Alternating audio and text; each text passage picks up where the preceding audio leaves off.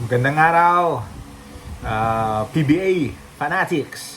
So, katatapos lang ng Game 5 ng PBA Finals, no? So, bigay tayo ng konting reaction. Anong nangyari? Paano natalo? Sino natalo? No?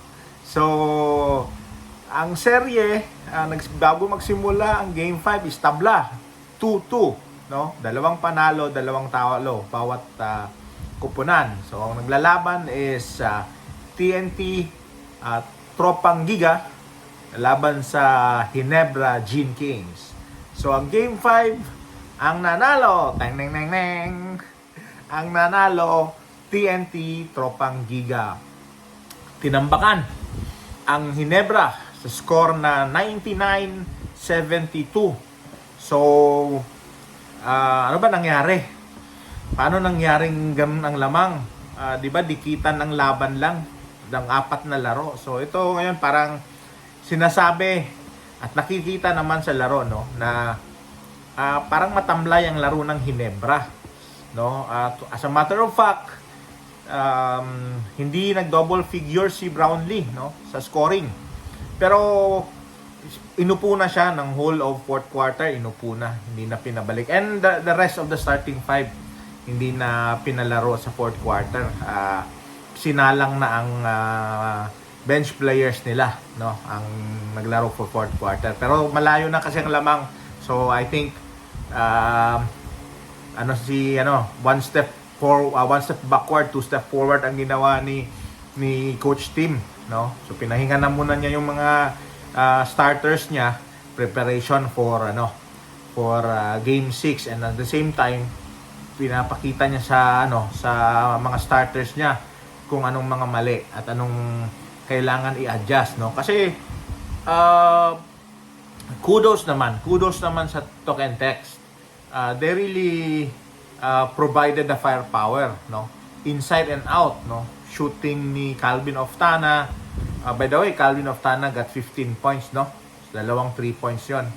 At meron pa siyang besides sa dalawang 3 points niya, meron pa siyang medium jumper at meron pa nga siyang layup na may foul, no? Counted. Tapos si Jason Castro, isa ding revelation, no? Siguro pag hindi talaga injured ang player, nakakalaro talaga ng maayos kasi walang magawa si Ron J. Barrientos sa kanya. I think pinapakita talaga ng veterano na marami pang kakaining bigas ang rookie, no. Hindi makaporma kay Ron J. Barrientos. Hindi makaporma si Ron J. Barrientos, by the way, kay Jason Castro. At nag-hit din si RR Pugoy, no. Yung shooter nila na Bisaya, nag-hit din, no, sa 3-point at nagkaroon pa nga ng 4-point shot siya, no, sa laro. Talagang I think swerte na ang TNT coupled with malas ang Ginebra. Kaya ganun kalaki ang lamang. So regardless naman, no, 29-point win or 1-point win is still a win, no. So or kung sa pa, a 29-point loss or 1-point loss is still a loss. So one loss lang yan sa record nila. Yun lang, nakaamba na, isang panalo na lang si TNT, magse-champion na siya. So tingnan natin ngayong Friday, no? Ngayong Friday ang next game kung anong mangyayari, kung sa champion na ba talaga si TNT o magi-game 7 pa tayo at makabawi si Gene Kings, no. I think naka-adjust ang TNT sa play ng Ginebra at nakatulong din sa TNT yung pag-shift ng starting 5 ng TNT, kasi instead of Poy Aram, nilagay nila si Kelly Williams sa starting 5. So I think si Kelly Williams nag-score ng 7 points ata, 7 or 9 if I'm not mistaken, between 7 or 9 points, no, sa first quarter alone. And the first 7 points, no, the first 7 points ng Talk and Text is from Kelly Williams, no. 2 layup at isang 3-pointer. So talagang doon pa lang nagbigay na siya ng another option for TNT.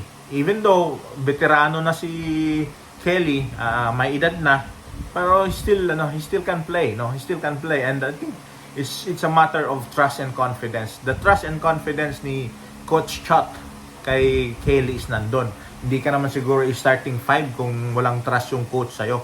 So yung ginawa ni Coach Chot, binigyan niya ng kumpiyansa yung player niya. And it shows, no? Nagpakita ang gilas si Kelly at provided some options for Ron J. Kasi, kay Ronde, no? That provided option for Ronde. Kasi, with somebody inside, can Ronde now have the ball at the perimeter? At nagbunga yun. Kasi I think, Ronde, scored a 3-pointer on the first quarter because nakaklag yung defense inside because of Kelly Williams, no? So, and nung nag-switch naman, pumasok si Poy, ganoon din, no? Poy still provided the inside scoring. So talagang I think it's more of the TNT is hungrier for the win, no? Kunin yung game 5 kaysa sa Ginebra. Kaya siguro again, back to the drawing board na naman si Ginebra, no? Tingnan niya kung anong gagawing laro niya kasi I think si LA naman, no? Going to LA, Tenorio, the veteran point guard, he still has the touch, no? I think naka back-to-back back-to-back 3 pa siya. Again, it was already garbage time, meaning still in the fourth quarter pero masyado nang layo ang lamang. He was given a back-to-back 3-pointer and he got it, no? So, he still has the touch, no? He still has the touch. It's more of rotating the players, I think, no? Rotating the players and yun nga, kailangan magpakita din ni Japet, no? Japet Aguilar kasi walang ibang walang inside presence ang Ginebra kung hindi magpakita si Japet kasi Japet is parang the solo inside player kasi lahat ng Ginebra player except for Japet, even nga si Japet may tira sa labas pero except for Japet lahat sila puro outside the player, no? Justin Brownlee, si Stephen Holt, no? Si LA, si Thompson, si Hanisi. So lahat nung nila kasi si Jody Vance naman, I think Jody Vance is as really an injury on the knee. So hindi na siya yung Jody Vance dati. So parang wala silang inside presence. So because of that, napipilitan si Justin Brownlee na maglaro sa loob. And yun ang problema kasi nakukot siya in foul trouble this game foul trouble siya. At yun ang problema kasi once your import and your number one option is into foul trouble, problema ka na. And that shows ngayon na nagka-problema sila because of that. Kasi alat ka na nga, no? Maalat na nga ang buong team sa shooting, foul trouble pa yung import mo, number one option mo, patay na, delikado ka na, and wala kang inside presence. And ang TNT has the inside presence, no? May inside sila, may outside sila, at mahirap pa yung two-man game nila i-defend, no? Yung two-man game ni Jason Castro and ni Ronde, no? So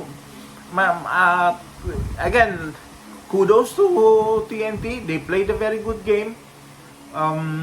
They showed that they deserve the win. And si Ginebra naman, I think better luck game 6 and really give them a hell of a fight kasi kung hindi, wala na, bigay mo ng championship sa TNT. So let's see, tingnan natin next game kung makakabawi ba ang Ginebra at matatay nila ang series sa 3-3 or makukuha na ng TNT ang win number 4 and the championship. So yun, bigyan nyo akong comment below, no? And let's see anong mga komento nyo and suggestion nyo at pag-usapan natin. By the way, please like and share At huwag kalimutan i-subscribe and i-follow yung channel ko, DCP Opinion TV. So, that's it. Good evening everybody. No? Ciao. Let me out.